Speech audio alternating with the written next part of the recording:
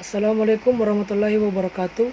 Perkenalkan, nama saya Yusuf Surya Ramadan dari kelas BI Core NIM 200303501023. Baik, kali ini saya akan mempresentasikan hasil kerja kami tentang pembahasan pengembangan kekuatan dan power pada biomekanika olahraga.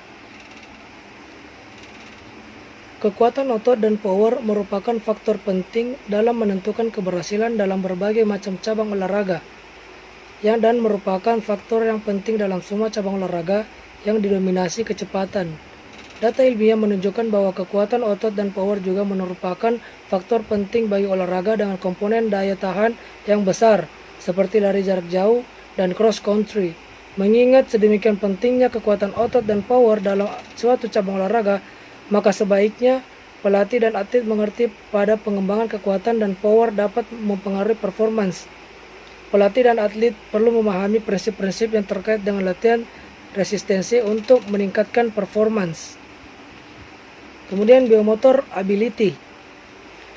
Performance seorang atlet didominasi 3 komponen, yaitu kekuatan, kecepatan, dan daya tahan. Dewasa ini sebagian besar aktivitas olahraga diklasifikasikan berdasarkan predominan biomotor ability. Hanya pada olahraga lari jarak jauh, komponen utamanya didominasi oleh daya tahan. Walaupun demikian, riset mengemukakan bahwa suatu aktivitas olahraga komponen utamanya dipengaruhi beberapa biomotor ability. Komponen kekuatan otot dan daya tahan akan mempengaruhi kecepatan lari seseorang, karena menurut riset kekuatan kaki dan power akan mempengaruhi kecepatan lari. Dengan kata lain, otot yang kuat dan bertenaga akan meningkatkan kecepatan lari. Kemudian kekuatan. Kekuatan didefinisikan sebagai kerja maksimal atau maximal force dan torque potential force yang dihasilkan otot atau sekelompok otot. Selain itu, kekuatan didefinisikan sebagai kemampuan sistem neuromuskular menghasilkan gaya melawan tekanan eksternal. Kekuatan otot yang baik akan menambah performance seorang atlet terkait dengan performa dan kecepatan lari, performance sepak bola, dan lainnya. Data-data ini tampaknya mendukung pendapat bahwa kekuatan otot merupakan penyumbang utama untuk kegiatan olahraga. Oleh karena itu, latihan resistensi dengan cara meningkatkan kemampuan atlet untuk menghasilkan tenaga sehingga meningkatkan performance. Kemudian ada faktor-faktor yang mempengaruhi kekuatan. Kekuatan maksimal seorang atlet tergantung pada 7 faktor. Yang pertama, jumlah motor unit yang terlibat atau rekrutmen. Yang kedua, jumlah motor unit yang tersimulasi atau rate coding. Jumlah motor unit sinkronisasi, jumlah siklus pemendekan pada peregangan, derajat inhibisi neuromuskular, jenis serabut otot, dan derajat hipotermia otot, hipertrofi otot. Selanjutnya, rekrutmen unit motor. Rekrutmen unit motor berhubungan dengan jumlah motor unit yang terlibat. Ketika motor unit yang terlibat lebih banyak, maka jumlah tenaga yang dihasilkan oleh otot akan meningkat. Hahnemann dan teman-temannya mengemukakan bahwa motor unit yang lebih besar memiliki daya aktivitas lebih tinggi dan terjadi setelah motor unit yang lebih kecil diaktifkan. Hal ini juga diterima secara luas bahwa motor unit yang lebih besar diaktifkan sebagai tanggapan terhadap beban eksternal yang lebih tinggi. Namun, rekrutmen motor unit tidak hanya dipengaruhi beban yang bekerja, tetapi juga oleh kecepatan kontraksi, jenis kontraksi, dan keadaan metabolisme. Kemudian, inhibisi neuromuskular. Inhibisi saraf dapat terjadi sebagai hasil dari umpan balik saraf dari berbagai reseptor otot dan persendian yang dapat mengurangi produksi kekuatan.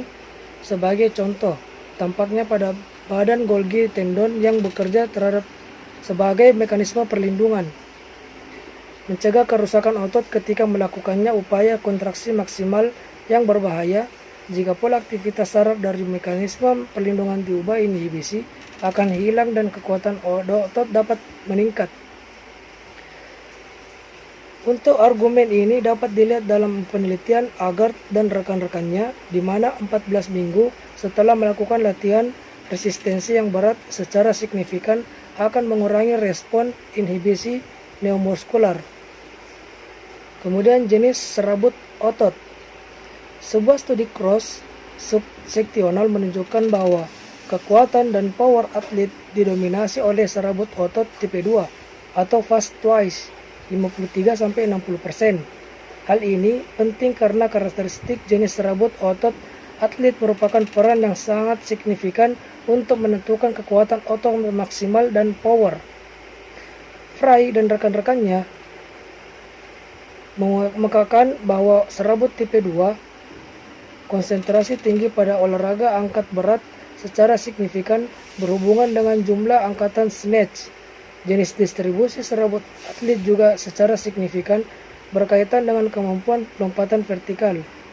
Atlet yang berpartisipasi dalam olahraga yang memerlukan daya tahan umumnya memiliki persentase yang lebih tinggi serabut otot tipe 1, slow twitch, berhubungan dengan tingkat konsumsi oksigen maksimal dan lebih rendah dalam menghasilkan kekuatan maksimal. Kemudian hipertrofi otot. Peningkatan luas penampang otot diduga berkontribusi terhadap peningkatan hipertrofi otot dan terlihat sebagai respon terhadap latihan ketahanan. Peningkatan luas penampang otot akan meningkatkan jumlah unit kontraktil, dengan demikian meningkatkan dalam menghasilkan gaya. Serabut otot tipe 2 menunjukkan sebuah plastisitas yang lebih besar, lebih cepat mengalami hipertrofi sebagai respon terhadap latihan yang lebih cepat mengalami atrofi bila latihan dihentikan. Kemudian adaptasi fisiologis terhadap latihan kekuatan. Adaptasi fisiologis terhadap latihan kekuatan dapat dikategorikan sebagai adaptasi morfologi dan adaptasi morfologi. Adaptasi morfologi meliputi perubahan gambaran, rekrutmen motor unit, sinkronisasi motor unit, jumlah motor unit yang distimulasi, aktivitas refleks. Perubahan morfologi berkaitan dengan perubahan ukuran otot secara keseluruhan, hipertrofi otot, transisi jenis serabut otot, dan perubahan pada arsitektur otot. Tingkat perubahan ini dipengaruhi oleh banyak faktor seperti status latihan, jenis latihan, genetik, umur, dan jenis kelamin. Pengembangan kekuatan dalam tahap awal latihan sangat dipengaruhi oleh faktor neurologis. Dalam latihan berikutnya, adaptasi jangka panjang dibatasi oleh faktor morfologi. Adaptasi faktor neurologis terjadi antara 6 dan 20 minggu. Dari latihan ketahanan tergantung pada jenis dan struktur latihan ketahanan. Kemudian jenis kekuatan. Kekuatan umum mengacu pada kekuatan seluruh sistem otot. Ini merupakan dasar untuk program latihan kekuatan dan harus dikembangkan untuk mencapai performa yang optimal. Jika pengembangan kekuatan umum tidak memadai, kemajuan atlet mungkin terhambat. Kekuatan spesifik. Kekuatan spesifik berhubungan dengan pola gerakan sekelompok atlet, biasanya menggunakan kekuatan spesifik pada akhir tahap persiapan. Yang ketiga, kekuatan yang berhubungan dengan kecepatan. Kekuatan yang berhubungan dengan kecepatan adalah kemampuan untuk mengembangkan kekuatan cepat dan pada kecepatan tinggi. Kekuatan yang berhubungan dengan kecepatan sangat penting dalam semua olahraga, terutama olahraga beregu. Jenis kekuatan ini sangat baik dikembangkan selama fase persiapan khusus dan selama fase kompetisi. Berikutnya, kekuatan maksimal. Kekuatan maksimum mengacu pada kemampuan tertinggi dari sistem neuromuskular sehingga dapat menghasilkan kontraksi maksimum. Berikutnya, daya tahan otot. Daya tahan otot adalah kemampuan sistem neuromuskular untuk menghasilkan kekuatan secara berulang-ulang selama periode tertentu. Kekuatan absolut. Kekuatan absolut mengacu pada jumlah tenaga yang dapat dihasilkan. Memperhatikan berat badan maksimal seorang atlet dapat diukur dengan satuan pengukuran pengulangan maksimum atau IRM. Kemudian adapun kekuatan relatif. Kekuatan relatif merupakan perbandingan antara kekuatan maksimum seorang atlet dengan berat badan dan atau massa ototnya. Power sendiri adalah hasil dari kedua kemampuan, kecepatan maksimal dan kekuatan maksimal dalam waktu yang sesingkat mungkin. Kemudian adapun terminologi. Terminologi yang sederhana tentang kekuatan adalah kemampuan untuk mengatasi beban yang cukup berat. Dalam pengembangan, khususnya dalam peningkatan kemampuan atlet, masalah kekuatan ini perlu menjadi perhatian utama. Secara teoritis, masalah kekuatan kita dapat mengatur di mana kekuatan merupakan karakteristik mekanik. Kekuatan adalah objek studi di mekanika, juga menjadi lingkup dari fisiologis dan metode latihan. Sebagai karakteristik mekanis, kekuatan dapat dilihat dari teori atau hukum Newton. V sama dengan M kali A. F sama dengan force atau kekuatan dibagi kekuatan. M sama dengan mass dibagi massa. A sama dengan acceleration per penambahan kecepatan pada satuan waktu. Kemudian fisiologi dalam latihan kekuatan. Kekuatan adalah suatu kemampuan neuromuskular untuk mengatasi beban dari luar maupun beban dari dalam.